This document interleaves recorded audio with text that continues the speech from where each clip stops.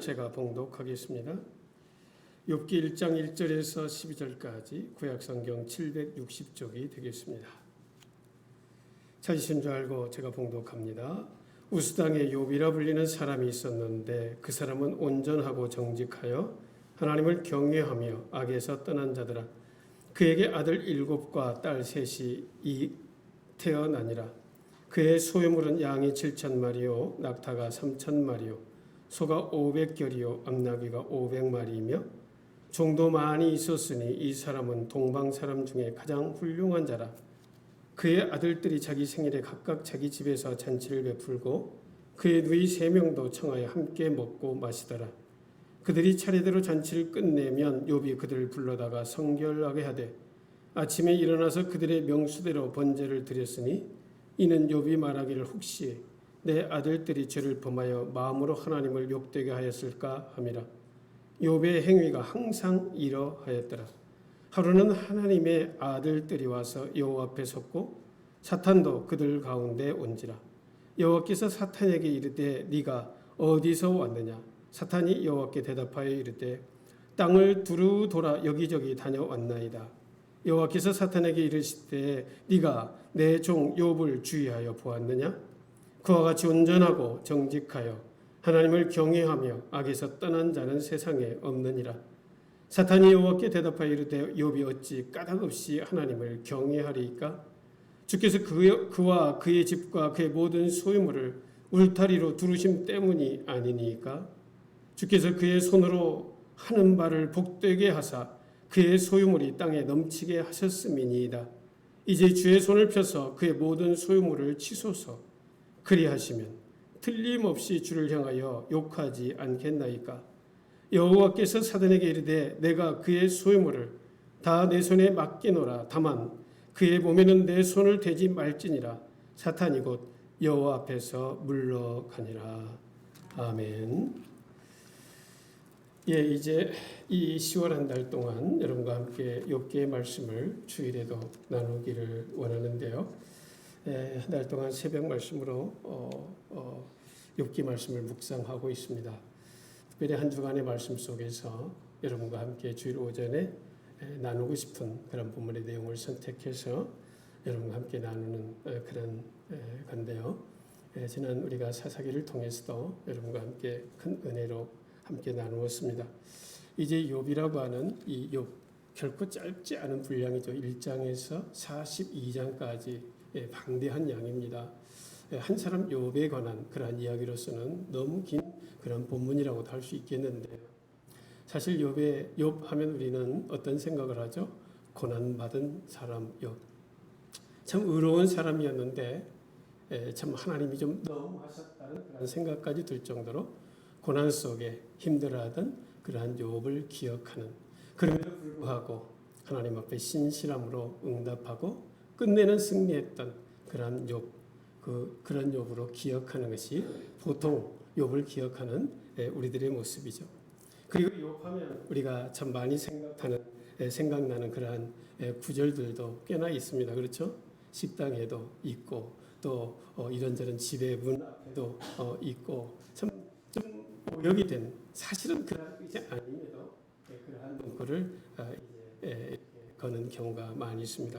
오늘 본문 1장 마지막에도 그런 말씀이 있죠. 모태에서 알몸으로 나와서 온 적 또한 알몸이 그리로 돌아갈지니라. 뿐만 아니라 주신 이도 여호와시오 거두신 이도 여호와시니 라고 하는 이러한 말씀들 우리가 참 많이 기억하면서 또 말씀으로 정욕하고 또 하나님 앞에 자족하는 그러한 삶을 살아가는 그러한 모습도 우리가 많이 알고 있는 그런 본문의 내용이기도 합니다.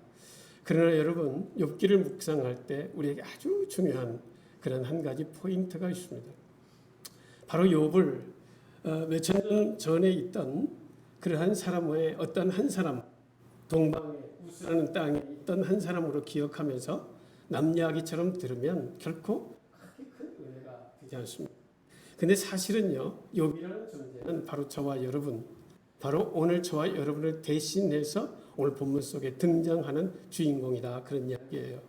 그러므로 여러분, 욥이 당하는 고난은 누군가 당하는 고난일 수 있고요. 욥이 당하는 어떠한 그런 아픔과 그 고통은 바로 누군가 당할 수 있는 또 혹 내가 당할 수 있는 그러한 고난의 현장이 될 수도 있겠다라고 하는 사실이에요. 그런데 여러분 그러한 상황 속에서 욥은 어떻게 반응하고 있는가가 중요한 거겠죠. 욥의 반응을 살펴보면서 나는 욥처럼 하지 않을 거야. 나는 욥처럼 그렇게 살아갈 거야. 라고 하는 그러한 결단들이 욥기를 묵상하면서 오늘 저와 여러분에게 있는 큰 은혜가 있었으면 참 좋겠습니다. 나도 이러한 상황이 될 때, 나에게 이러한 환경이 되어질 때 나는 어떠한 결단을 가지고 믿음의 길을 걸어갈 것인가 라고 하는 그러한 결단 말인 것이죠. 여러분 바라기는 여러분에게 이 욥이 겪는 이러한 비슷한 것, 어떤 그런 것들 하나라도 여러분의 삶에 있지 않기를 축복합니다. 그러나 여러분 오늘 우리가 정말 그렇게 간절히 바람에도 우리의 삶의 자리에 그런 어려움을 겪는 사람들이 너무나도 많아요. 너무나도 많아요. 그런데 여러분 그럴 때 참 좌절하고 또 낙심하고 그래서 신앙을 떠나는 그러한 분들도 참 많이 보게 되거든요. 그럴 때 그 과정이 어떠한 과정이라는 사실을 알면 그럴 수 없는데 말입니다. 여러분 욥기를 묵상하면서 나에게 있는 그 어려움의 시간들이 무엇 때문에 하나님이 나에게 있는가라고 하는 이 사실, 그런 환경 속에서 내가 어떻게 반응할 것인가라고 하는 그런 결단이 한 달의 욥기 말씀 묵상을 통해서 우리가 갖게 되는 그러한 결단의 마음이었으면 참 좋겠습니다. 오늘 본문 1절은 이렇게 시작합니다. 우스 땅에 욥이라 불리는 사람이 있었는데 그 사람은 온전하고 정직하여 하나님을 경외하며 악에서 떠난 자다. 여러분 한 절만 읽었지만 감히 저와 여러분으로서는 범접할 수 없는 정말 멋진 하나님의 사람이구나 라고 하는 사실을 여러분 우리 다 같이 고백할 수 있지 않겠어요? 요 별거 아니네 라고 말할 수 있는 분이 계시겠어요? 단 한 절을 읽었는데 우리는 감히 욥과 같은 그러한 칭찬을 받을 수 없는 존재라는 사실이 여러분 느껴지는 것이 오늘 본문의 1절의 모양입니다. 여러분 우스 땅에 욥이라 불리는 사람이 있었는데 그 사람은 네 가지 칭찬이 등장하는데요. 온전하고 정직하여 하나님을 경외하며 악에서 떠난 자다. 여러분 한 가지만 온전한 것만 해도 이건 대단한 칭찬 아니겠습니까? 그렇죠 여러분? 그런데 거기에 정직하다는 거예요. 거짓이 없다는 거예요. 하나님 앞에 바르게 서 있다는 거예요. 그런데 하나님을 또한 경외한다는 거예요. 그러면서 악에서 떠난 그런 아름다운 믿음의 사람, 그 사람이 바로 욥이었다. 그렇게 말하고 있습니다. 누가? 하나님께서 욥을 그렇게 말씀하고 있는 거죠. 근데 그 사람은 어디에 있는 사람인가? 우스 땅에 있는 사람이라. 우스 땅, 성경에 기록되어 있지 않고 또 당시의 지도에도 사실 우스라는 지명이 없어요. 거의 찾아볼 수가 없어요. 그래서 성경학자들이 연구하고 도대체 이 우스가 어디쯤 될까라고 그 배경과 또 성경에 기록되어 있는 여러 가지 이렇게 상황들을 바라보면서 이쯤일 거다라고 생각하는데요. 오늘 보면 3절에도 기록되어 있죠. 이 사람은 동방 사람 중에 가장 훌륭한 자라. 동방, 그러니까 에돔 정도는 되겠다라고 그렇게 생각을 해요. 여러분 에돔은 어느 나라 땅이에요? 유대민족 팔레스타인 땅입니까? 아닙니다. 그렇죠. 에돔은요 이방인들이에요. 하나님을 모르는 그러한 민족이다라고 하는 것이죠. 하나님이 선택한 선민 이스라엘 족속이 아니라 바로 에돔 이방 민족 중에 욥이라 불리는 사람이 있는데 그 사람이 이렇게 멋진 하나님의 사람이었다라고 말하고 있는 거죠. 그런데 여러분 에돔의 욥은 그렇게 말해야 되지 않겠어요? 그런데 욥이라 불리는 사람, 여러분 욥이라 불리는 사람이라고 할 때 여러분 무슨 생각이 듭니까? 그 사람의 이름이 욥이 아닐 가능성이 있다는 거예요. 그런데 그 사람을 욥이라 부른다라고 하는 거죠. 여러분 이 욥이라고 하는 이름의 뜻이 있기 때문이에요. 바로 욥은 어떠한 이름의 뜻이 있는가 하면 핍박받는 자, 고난받는 자, 미움받는 자 그런 뜻이 있어요. 그러니까 여러분 예를 들어서 여러분의 자녀가 여러분이 대단한 깨달음이 있어서 자녀가 태어났는데 핍박받는 자로 운명을 짓고 태어난 거예요. 고난받는 자, 박해받는 자로 그 운명이 결정져서 태어났어요. 그걸 태어나자마자 엄마 아빠가 알게 된 거예요. 그래서 여러분, 그러면 그 아들을 고난받는 자, 핍박받는 자, 욥, 너는 그렇게 살아, 그렇게 이름 지을 부모가 있을까요? 없지요. 안욥, 그렇게 할 거 아닙니까? 그렇죠? 안욥, 욥이 아니야, 그렇게 지어야 될 거 아니에요? 그렇지 않겠어요, 여러분? 그런데 그가 욥으로 인생을 살았다는 거죠. 이름이 무엇인지는 모르지만 그 사람을 욥이라 부르고 있다는 거예요. 왜? 그 인생을 바라보니 너무너무 고난과 핍박과 아픔이 많은, 상처가 많은 인생을 살아가는 욥을 바라보니, 그 사람을 바라보니 너는 욥이라 해야 되겠다라고 누군가가 붙여준 이름인 것이죠. 욥이라 불리는 자. 여러분, 왜 욥에 대해서 제가 이렇게 정확하게 설명을 하는가? 내 욥은요, 대단한 사람이 아니었다, 그런 이야기예요. 저 서울에 아주 유명한 그런 대단한 어떠한 명성교회나 소망교회나 영락교회나 뭐 그런 대단한 교회에 그러한 성도, 그러한 직분자, 그러한 사람이 아니었다, 그런 이야기죠. 저 이방 변방에 오늘날로 말하면 이렇게 낙도오지라고 말할 수 있는 섬마을의 어떤 작은 교회 목회자나 또 장로나 성도라고 할 수가 있겠죠. 근데 그 중에, 그런 사람 중에 멋진 이런 하나님의 사람이 있었다. 여러분, 그러니까 정말로 멋진 그런 사람이다, 그런 이야기예요. 여러분, 어떤 환경적으로, 그러한 어떤 가문적으로 믿음의 길을 잘 신실하게 걸어갈 수 있는 그러한 사람이 이러한 멋진 신앙의 길을 걸어간다면 어떻게 보면 당연한 거예요. 부모로부터 믿음을 전수받고 또 멋진 믿음의 가문에서 태어났다면 이러한 삶을 걸어가는 건 어떻게 보면 당연한 거예요. 왜? 부모로부터 잘 전수를 받았기 때문에. 그런데 그러한 가정, 그러한 환경이 아님에도 불구하고 욥은 이렇게 멋진 하나님의 사람으로 온전하고 정직해 하나님을 경외하며 악에서 떠난 인생을 살아가는 그러한 삶을 살았다. 그렇게 하나님이 칭찬하고 있다라고 하는 것입니다. 여러분, 정말로 욥이라고 하는 이 사람 온전하다. 여러분, 이 온전하다는 말이요, 어떤 말일까요? 완전하다 하는 말과 온전하다 하는 말과 뭐가 좀 다를까요? 비슷할 것 같긴 한데 좀 많이 다릅니다. 여러분, 완전은요, 말 그대로 완전한 거예요. 뭐 흠이 없는 거예요. 완벽한 거죠. 그런데 여러분, 이 세상에 욥이라고 완벽할 수 있을까요? 완벽할 수 없어요. 예수님 외에는 이 땅에 땅을 밟은 사람 치고 완벽한 삶을 살아간 사람은 한 사람도 없지요. 어떻게 완벽한 삶을 살 수 있겠어요? 온전하다, 이 말은요, 그 완벽을 향해서 그 길로 걸어가는 사람이다, 그런 이야기죠. 그러니까 하나님의 말씀을 붙들고, 그 완벽한 하나님의 말씀을 붙들고 그 하나님을 향하여 걸어가는, 온전히 그 하나님만을 바라보며 살아가는 그러한 사람, 그 인생의 방향이 하나님께로 고정되어 있는 사람, 바로 온전한 사람, 그렇게 이야기하는 거죠. 여러분, 그렇다면 저와 여러분도 온전한 사람이 될 수가 있겠죠? 아멘입니다. 그렇죠? 오늘 이 아침에 이 지금 긴 연휴 시간에 모두는 어때요? 다 가방 싸들고 코로나지만 그래도 답답해 못 살겠다. 여행 가는데 여행을 그만두고 이 은혜의 자리에 사모해서 나오시고 하나님을 예배하는 여러분들은 온전한 분이라 믿습니다. 그렇지 않아요? 주님을 향해서 그 방향으로 오늘 또 가시는 분들이기 때문에 그렇습니다. 물론 그렇다고 해서 여행 가신 분은 온전하지 않다, 그 이야기는 아닙니다. 여러분은 분명하다, 그런 이야기예요. 그분들도 온전할 수 있죠. 이런저런 상황 속에서 또 가족과 함께 귀한 시간을 보내셔야 되기 때문에 또 그럴 수 있어요. 또 필요합니다. 현장에서 스마트폰으로 예배하시면 되고 유튜브로 또 예배하시면 되는 거죠. 너무 답답하게 그렇게 살 필요는 없겠지만 어쨌든 여러분들은 진짜 온전하신 그런 분이다, 그런 이야기예요. 또 정직하다. 하나님 앞에 바르게 서 있다. 하나님을 경외하고 공경하고 두려워하면서 악에서 떠난 자다. 어떻게 보면 악에서 떠난 자다, 이 말도 비슷한 그런 표현이라고 할 수 있습니다. 악에서 떠난 자. 정말로 악에서 떠난 자가 있을까요, 여러분? 말 문자 그대로만 본다면. 악에서 떠난 자. 제가 주일학교 아이들한테 물어봤어요.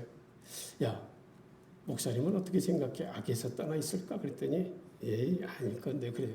아니, 그래도 목사님은 악에서 좀 떠나 있어야지. 어떻게 너희들은 목사를 그렇게 타락한 종으로 보냐? 그럴 수 있냐? 너무 섭섭하다 그랬어요. 그랬더니 애들이 다 그래요. 알죠.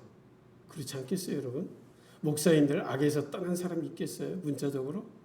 악은 요만큼도 없는 사람이 이 세상에 있을 수 있겠어요? 여러분, 그럴 수 없어요. 그러면 악에서 떠났다라고 하나님이 칭찬하는 이 악에서 떠난 삶은 무엇일까요? 네, 악은요, 우리 가운데 찾아올 수 있어요. 죄라는 어떤 사건이 우리 가운데 찾아올 수 있지만 그 죄를 내 삶에 머물게 하지 않는 거예요. 그게 악에서 떠난 사람의 삶의 모습인 거죠. 죄가 내 삶에 찾아올 수 있어요. 순간 여기는 연약하기 때문에 얼마든지 찾아올 수 있어요. 유혹도 찾아올 수 있고요. 순간순간 미움의 감정도 분노의 감정도 찾아올 수 있어요. 그래서 나도 모르게 분노의 감정이 표출될 수도 있고 누군가를 막 심하게 막 모함을 줄 수도 있고 순간순간 그럴 수 있죠. 그런데 여러분, 그 감정을 내가 품고 있다면 죄를 품지 말라, 그렇게 주님이 말씀하시는 거예요. 죄를 품으면 죄가 되기 때문에 죄를 품지 마라, 악을 품지 마라, 그렇게 말씀하시는 거예요. 품는다는 것은 생각하는 거예요. 마음에 두는 거예요. 그래서 하루 이틀 사흘 나흘 내 마음속에 두고 내가 언젠가는 저것을 내가 복수하리라, 막 이런 감정을 가지고 있다면 그것은 악에서 떠난 자가 아니죠. 악에 머물고 있는 자예요. 어쩌면 악을 즐기고 있는 그러한 사람이라고도 할 수가 있는 거죠. 욥은 그렇지 않았다는 거예요. 죄의 유혹 앞에 순간순간 흔들리기는 하지만 그것 속에 머물러 있지 않는 그러한 악에서 떠난 그러한 사람이었다.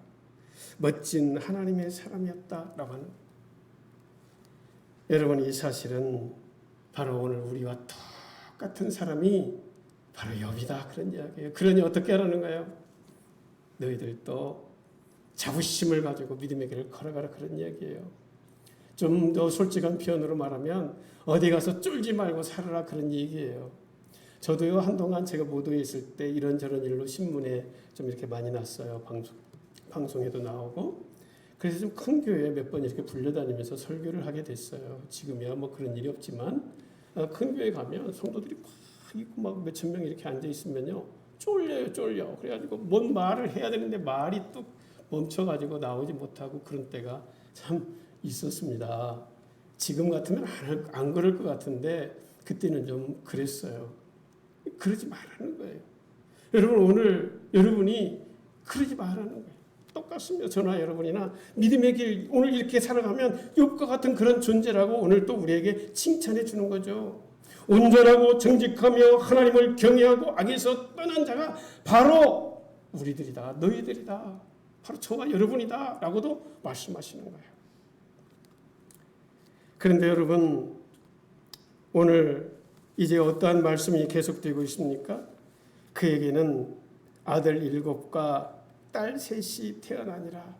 여러분, 참 오늘 보면 2절도 이 뉘앙스라고 하는 느낌 있죠. 이 문자적으로만 보지 마시고요.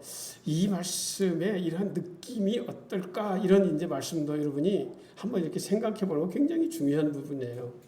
보통은 아들 7, 딸 3이 있어, 이렇게 말해야 되는 거 아니에요? 아들 7, 딸 3 있어, 우리 가족이야, 그렇게 말해야 되잖아요. 그런데 오늘 아들 7, 딸 3이 태어나니라, 그렇게 이야기해요. 뭔가 이상한 느낌이 들어요. 여러분, 어떤 느낌이 들어요? 하나님께서 욥에게 태어나게 하셨다는 거예요. 그러니까 아들 7과 딸 3, 네 소유가 내 소유가 아니다, 욥의 소유가 아니다, 그런 이야기죠. 하나님께서 욥 너를 통해서 아들 7과 딸 3을 태어나게 하셨다. 네 소유의 아들, 딸이 아니다, 그런 뉘앙스를 우리에게 주고 있는 것이죠.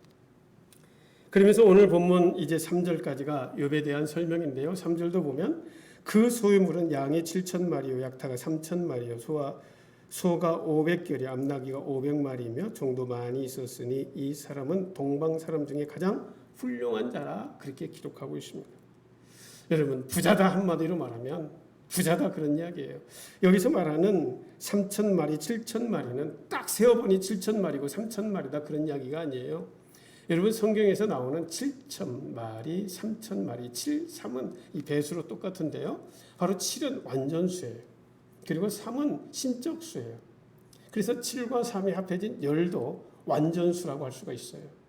그래서 그러한 숫자적 개념을 가지고 지금 말씀하는 거예요. 그러니까 가족도 완전하게 그에게 주시고 그 모든 소유물도 풍성하게 넉넉하게 그렇게 주셨다. 부자로 하나님이 주셨다. 그렇게 말씀하고 있는 것이죠. 그런데 여러분, 그 삶의 가정은 또한 어땠는가? 너무너무 화목했다는 사실을 어떤 한 사건 에피소드를 통해서 이렇게 말씀하고 있습니다. 오늘 보면 4절인데요. 그의 아들들이 자기 생일에 각각 자기의 집에서 잔치를 베풀고 그의 누이 3명도 청하여 함께 먹고 마셨다. 예, 가족 관계가 참 많이 화목했다 그런 이야기죠. 금술이 좋았다는 얘기입니다. 그렇죠, 여러분? 오늘날 참 이렇게 살아가는 가정도 많지 않습니다. 참 많이 핵가족화 돼 있어서 참 가족들이 모인다는 것도 쉽지 않은데 생일에 각각 그 10식구가 다 같이 모여서 이제 함께 먹고 마시는 그런 아름다운 가정이었다 그런 이야기죠. 그런데 그 가정의 또 신앙이 얼만큼 좋았는가? 오늘 보면 5절을 보면 그들이 차례대로 잔치를 끝내면 욥이 그들을 불러다가 성결하게 하되 아침에 일어나서 그들의 명수대로 번제를 드렸으니 이는 욥이 말하기를 혹시 내 아들들이 죄를 범하여 마음으로 하나님을 욕되게 하였을까 함이라. 욥의 행위가 항상 이러했다. 여러분, 어떠다 한 번 이렇게 한 게 아니라 항상 이랬다는 거예요. 잔치를 하고 나면 혹이나 그들이 잔치하면서 마음에 어떤 죄를 짓지는 않았을까? 염려 가운데 그 다음날 다 불러다가 번제를 숫자대로 번제를 하나님 앞에 올렸다. 그래서 죄를 용서함 받고 경건하고 하나님을 경외하며 살아갈 수 있도록 그렇게 했다라고 하는 거죠. 그야말로 믿음의 가정을 이루어가는 그러한 아름다운 하나님의 사람 욥의 가정을 표현하고 있는 그런 본문의 내용까지가 바로 오늘 5절까지의 말씀이라고 할 수가 있습니다. 그런데 이제 6절에서 문제가 발생이 되죠. 6절 하루는 하나님의 아들들이 와서 여호와 앞에 섰고 사탄도 그들 가운데 온지라. 예, 사탄이 말입니다. 저 어두움에서 우리를 바라보고 어떻게 유혹하고 그런 줄 알았는데 하나님의 천상회의에 이 사탄이 참석을 했대네요. 그렇죠, 여러분? 사탄은요, 어두움 속에서만 있는 존재가 아니라 하나님 앞에도 서요.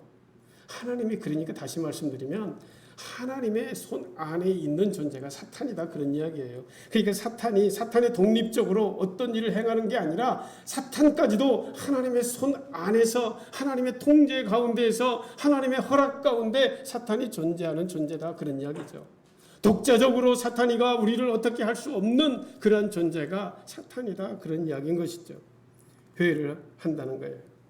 하나님께서 사탄이 그 회의에 참석했을 때 말씀하십니다. 7절에 여호와께서 사탄에게 이르시되 네가 어디서 왔느냐?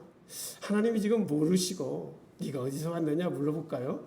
하나님은 지금 다 알고 있어. 이놈이 이 사탄 녀석이 내 사랑하는 아들 그 욥을 바라보고 왔구나. 이놈을 어떻게 이제 좀 고자질하려고 그리고 왔구나 하는 것을 다 알고 계시죠. 그리고 물어보시는 거잖아요.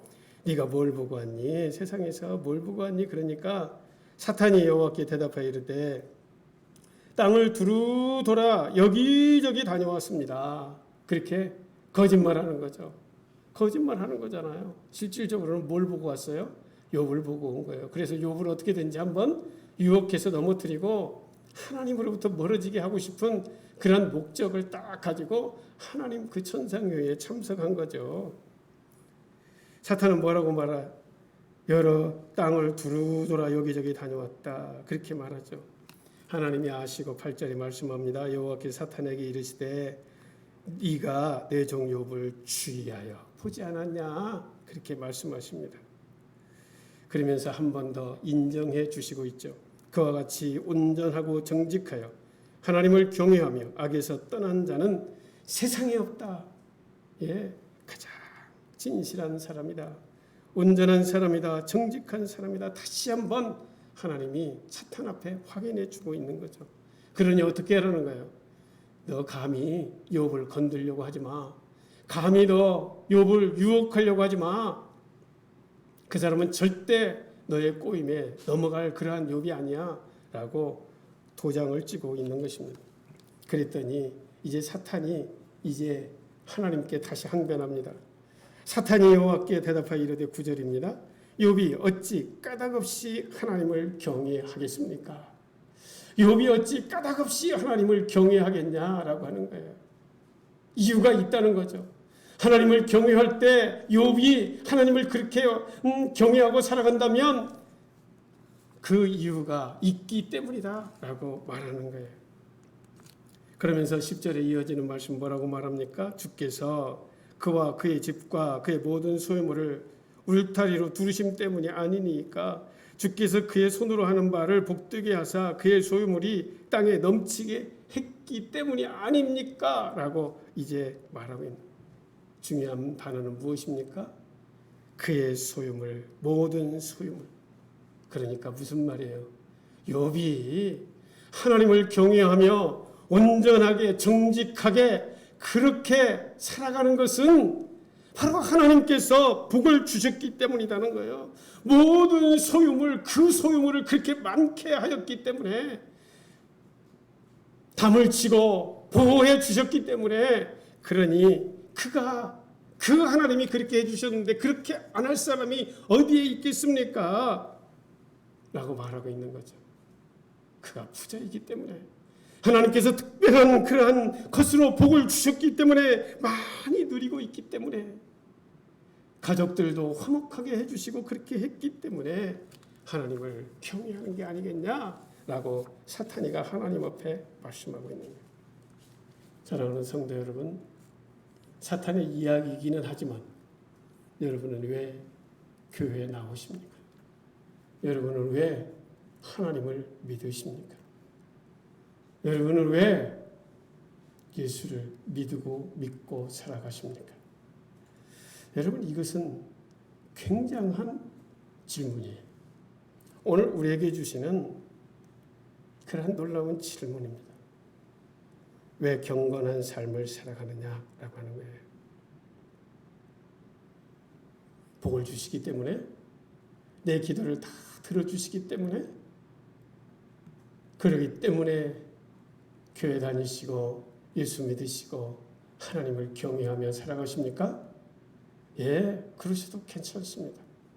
그러나 여러분, 그건 많이 되면 안 됩니다. 절대 그건 많이 되면 안 돼요. 그러면 그 복을 쓸어가면 어떻게 하실 거예요? 그 복을 거두어가면 어떻게 하실 거예요? 그때는 하나님 볼 것 없어. 그리고 세상으로 나갈 것이겠습니까? 지금 사탄이는 그걸 요구하는 거예요. 하나님, 욥 보세요. 욥에게 하나님이 이렇게 엄청난 복을 주셨잖아요. 그거 한번 없애보세요. 100% 욥이 하나님 저주하고 원망하고 하나님 떠날 거예요. 아주 장담을 하고 있습니다. 오늘 보면 11절에 그러잖아요. 이제 주의 손을 펴서 그의 모든 소유물을 치소서. 그리하시면 틀림없이 주를 향하여 욕하지 않겠나이까. 그 속에는 욕만 한다고 말하겠어요. 이제 하나님 굿바이, 하나님 바이바이 하고 세상을 향해서 간다, 그런 이야기죠. 그런데 여러분, 이 사탄의 요구 가운데 하나님은 어떻게 하십니까? 하나님은 오케이 하십니다. 오늘 보면 12절입니다.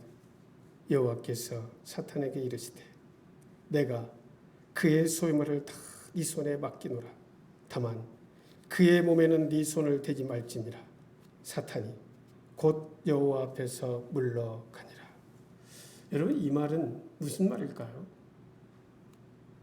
이 말은 무슨 말일까요? 그래, 욥도 한번 실컷 한번 그러면 한번 어려움 한번 당해봐라, 그런 마음이실까요? 하나님은요, 욥을 너무너무 믿으신 거예요. 욥, 네가 아무리 그래도 욥은 절대로 그럴 일이 없어.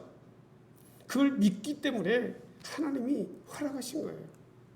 네가 아무리 그것을 다 없앤다 해도 걔는 욥만큼은 절대 그럴 일이 없어. 그러니 한번 해봐. 하려면 해봐. 욥은 안 그럴 거야. 하나님이 그를 믿으시는 거예요. 확신하신 거예요. 예를 들어서 그것 앞에 흔들릴 사람이었으면 안 된다고 하셔야죠. 사랑의 하나님께서. 사랑하는 아들이니까. 그렇잖아요, 여러분? 그건 당연한 것입니다. 하나님이 허락하셨다면, 하나님께서 나에게 허락하신 어떤 어려움이라면, 하나님께서 가져가셨다면, 사탄을 통해서라도 가져가셨다면, 그거는 나에게 감당할 수 있는 능력이 있고 나에게 복이 되기 때문에 하나님이 주셨다라고 하는 사실을 여러분 오늘 우리는 깨달아야 된다라고 하는 것입니다. 여러분은 다시 한번 질문합니다. 무엇 때문에 하나님을 믿으십니까? 내게 좋은 가정을 주시고 좋은 남편, 좋은 아내를 주셔서 같이 힘이 되고 그래서 돈도 많이 벌고 사업도 일으키고 또 하나님께서 좋은 자녀를 주셔서 공부도 잘하게 해주시고 직장에 취직도 잘하게 해주셔서 그래서 감사해서 하나님 앞에 예배자로 앉아 계십니까? 예, 괜찮습니다.